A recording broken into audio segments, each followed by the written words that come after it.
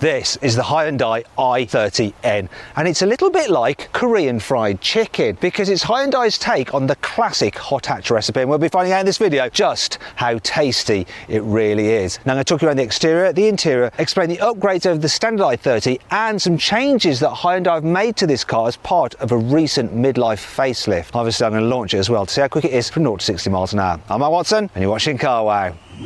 Buy, sell, Carwow. The i30N is powered by a 2-litre 4-cylinder turbocharged petrol engine. Now Hyundai have tweaked it slightly, so it's now got 280 horsepower, which is an increase of 5 horsepower over the previous car. However, torque is now up to 392 newton meters, which is 39 newton meters more than before. We'll find out just how quick it is in a bit when I launch it. Now if you like these kind of videos, make sure you're subscribed to this channel and hit the bell icon to turn your notifications on so you don't miss a single upload. The i30N has upgraded brakes over the standard i30, though Hyundai hasn't changed them as part of the facelift. They're the same as they were before. So you've got 360mm discs at front and 314 at the rear, both gripped by single piston calipers. Let's try them out. Okay, let's do an emergency stop from 60 miles an hour. See how long it takes this car to stop. Right, how long did it take? 35 meters. That's about average. The i30N has load stiffened sport suspension compared to the standard i30. It actually sits 8mm low to the ground. It also gets adaptive dampers as standard. And for this latest generation version, Hyundai's tweaked that setup ever so slightly. It also gets beefier anti-roll bars than the standard car, plenty of chassis bracing, and an electronically controlled limited slip differential on the front axle. The i30N comes with either a short throw 6-speed manual or an 8-speed dual clutch auto with launch control.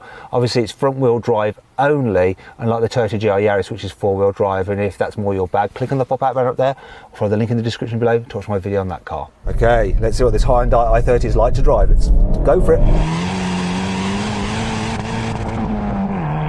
Oh yeah, good gear shift, solid.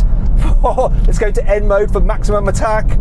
Oh my gosh, I think I've now got maximum discomfort in my spine. This car is skipping about all over the place. The suspension is too hard in N mode.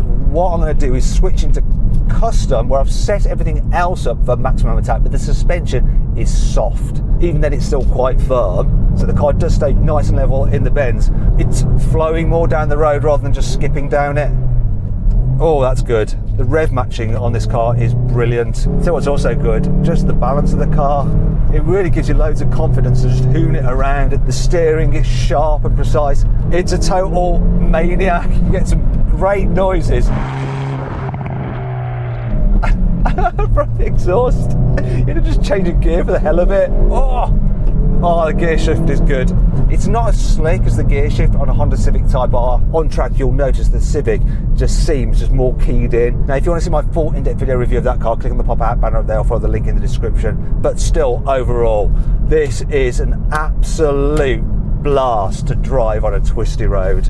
The N version of the i30 has a much more aggressive nose on it with big air vents. You also get this red piping here as well. And as part of the midlife facelift, they've added these little bits there and some new headlights. The LEDs, obviously. You've got 19-inch alloy wheels as standard. The designs are different than before, but you still get red brake calipers. Over the standard car, you get this side skirt here, which is essential, obviously, on a hot hatch, as is the roof spoiler. No change there, though. What is new are the design of the tail lamps.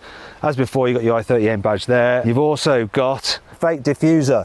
That's just like on the previous generation version. However, what they have done is move the red piping from here, so it's on this part of the car. They've also made the exhaust pipes slightly larger. So I think the exhaust within is about the same size. Now, the starting price of this car is £34,000, so you can save almost £2,000 off one through Carwow. And if you want to see how much money you can save on your next car, click on the pop-out banner up there or follow the link in the description below to go to Carwow. Alternatively, at a later date, just simply Google "Help me Carwow" and me and my team will help you get your ideal car and make sure you pay a fair price for it.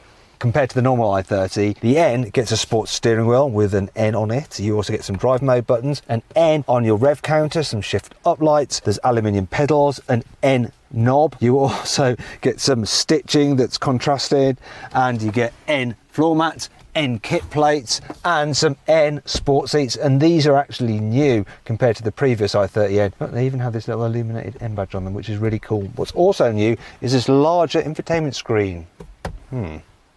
Obviously, one of the key things with a hot hatch is that not only should it be fun to drive, it should be easy to live with. And so this Hyundai i30N needs to be able to cope round town. One of the things that you get as standard is all-round parking sensors and a reversing camera, which is handy when it comes to slotting the car into space, and you've got decent visibility and stuff like that, which is all good. And it's reasonably easy to manoeuvre. The steering weight is quite chunky even when you have the car in normal mode, but it's not too bad, and so it's quite easy to park and manoeuvre. You do notice that the clutch is a little bit on the firm side, so if you do a lot of town driving and you want a sporty car, then you probably want the automatic version of this i30N. Now, one of the big complaints about this car previously was the fact that the suspension was too firm even when you had it in its softest setting. So Hyundai's worked on that, and I'm happy to report that it is better than before. It still has a firm edge to it, and I think that a Honda Civic Type R in its softest mode is still a bit better over bumps than this, but it's not too bad. So then in town overall, it's not brilliant, but it's not terrible either. Another key feature of a hot hatch is that it's still practical for your family. So look, there's plenty of room in the back seats, loads of headroom, and knee room's especially good. I think it's because these sport seats are even thinner than the seats you get on the standard i30, so it's even better here in the sporty model. So too the seats here in the back, because you get this lovely grippy Alcantara material on them. Oh, there's also some sporty floor mats as well to lift the cabin a bit. When you get out on faster roads, you do appreciate the punch from this car's engine. So I'm at 15/4, put my foot down, it responds really well, hardly any lag, and then you can just punch past other cars to overtake. But then once you're up to speed, you notice probably the biggest issue with long distance driving in this Hyundai. The tyres make a lot of noise when you're going at 70 miles an hour. That gets on your nerves after a while. You do end up turning the stereo quite a bit. Another thing I've noticed, the seat base is quite firm, so you can get a bit of an achy bottom after a long time behind the wheel. In fact, as a daily, it's livable. This car is a lot of fun, and obviously it's compromised in certain areas to make it fun in others, and I can accept that. The boot capacity of the i30N is less than the standard i30 is at 381 litres. Still, that's okay, though is it really when you compare it to the boot capacity of a Skoda Octavia VRS? If you want to see my full in-depth video review of that car, click on the pop-out bar up there or follow the link in the description below. Anyway, that brings on to 5 annoying things about the i30N. There are only two standard colours, flat red and flat black, neither of which you really want. You have to pay extra for anything else, and you definitely want this colour because it's the best. It's £585 now. I've got the car set up exactly as I want it in N custom mode like that. Trouble is though, when I turn it off and restart it, it always defaults to normal mode, so I have to do the pressing of buttons again. Why can't I just have the car start as I like it? It's my car. If you want the automatic version of this car, you have to pay an extra £2,000. Well, actually, you have to pay an extra £2,500 because for the first year of road tax, the automatic is £500 a year more than the normal manual. The normal i30 is available with adaptive cruise control, so it uses a radar to keep you a safe distance from the car in front. However, that radar system is not available on the i30N. This is normal cruise control, which is useless. One of the manufacturers managed to add chassis bracing to their sporty cars and keep it hidden under the floor. Hyundai have fitted this bar which is in the boot and it affects the practicality. You can remove it if you wanted by unscrewing some bolts, but really you shouldn't have to do that. It's not all negative though. Here's 5 good things about this car. Unlike many other manufacturers, Hyundai lets you configure all the different settings of the car individually, so you can create your perfect setup in custom mode. So you can choose different settings for the aggressiveness and responsiveness of the engine, how quick the rev matching is for the gearbox, how aggressive the electronically controlled limited slip differential is, how noisy the exhaust is, how much the ESC intervenes, how weighted the steering is, and how stiff the suspension is. Brilliant. The i30N appears to do a big to the latest noise regulations because there's no soft limiter here, and this exhaust system is super raucous. Go on, start it up and rev it.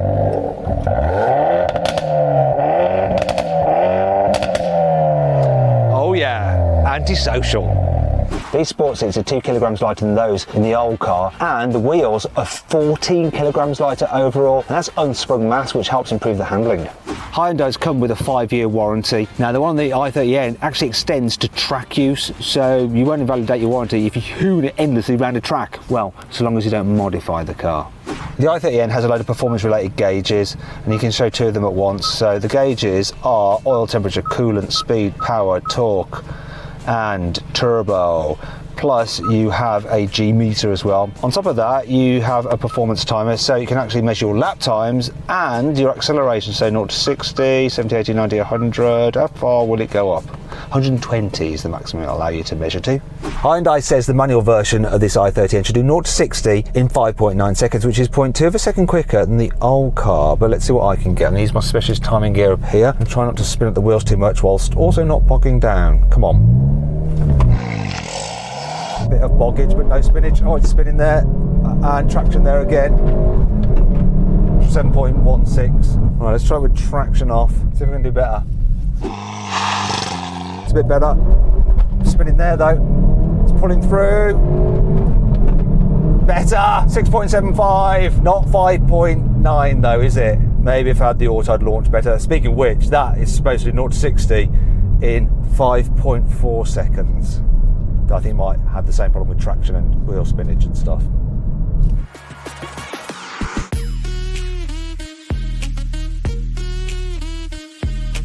So then, what's my final verdict on the Hyundai i30N? Should you avoid it? Should you consider it? Should you shortlist it?